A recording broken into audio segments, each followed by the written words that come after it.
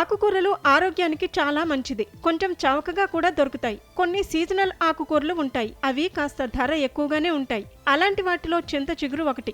వసంతకాలంలో ఎక్కడ చూసినా ఎర్రని లేలేత చిగురుతో చింత చెట్లు దర్శనమిస్తాయి. ఈ కాలంలో గ్రామాల్లో చెట్ల నుంచి నేరుగా తెంపుకొని వివిధ రకాల కూరలతో కలిపి వండుకుంటారు. ఎన్ని ఆకుకూరలు ఉన్నా చింత చిగురు రుచే వేరు అన్నట్టు ఉంటుంది. ప్రతి కూరలో ఇమిడిపోయి ఆ కూరకు చక్కని రుచిని అందిస్తుంది. అందుకే సమ్మర్లో మాత్రమే దొరికే ఈ చింత చిగురుకు డిమాండ్ ఎక్కువ.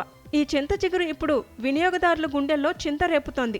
అవును మరి, ఏకంగా కిలో చింత చిగురు 1000 రూపాయలు పలుకుతోంది. మటన్ రేట్ను దాటి పరుగులు తీస్తోంది. పల్లెల్లో అంత ధర లేనప్పటికీ పట్టణాలు సిటీల్లో మాత్రం చింత చిగురు ధర మండిపోతోంది. ఖమ్మం నగరంలో ఆదివారం కేజీ చింత చిగురు 1000 రూపాయలు పలికింది. మామూలు రోజుల్లో కిలో చింత చిగురు 400 నుంచి 500 మధ్య ఉంటుంది.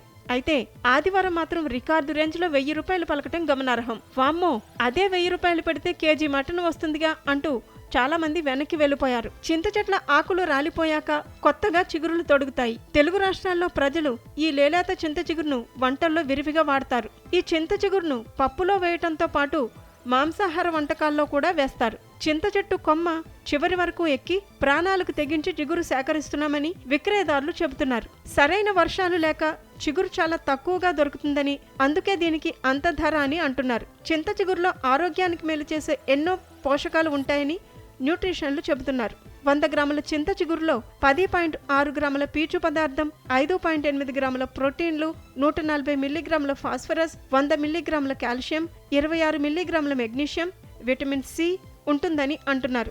యాంటీ బ్యాక్టీరియల్, యాంటీ డయాబెటిక్ గుణాలు ఉండటం చేత దీన్ని ఆహారంలో భాగం చేసుకోవాలని సూచిస్తున్నారు.